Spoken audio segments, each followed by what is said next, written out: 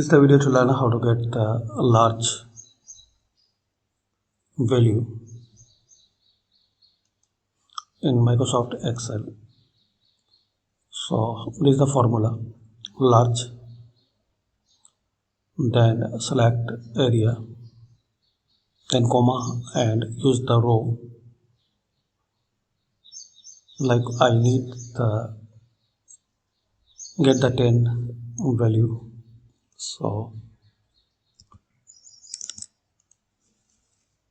so equal large, select it.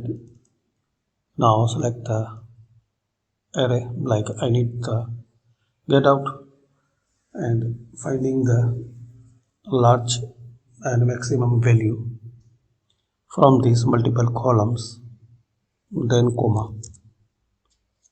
Now here type the row, select it,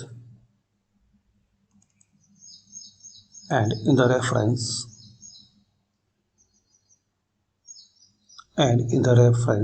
select this one. Now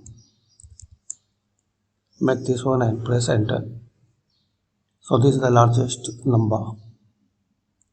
Similarly, if you make the down, so you will see the sort like this. Thanks for watching.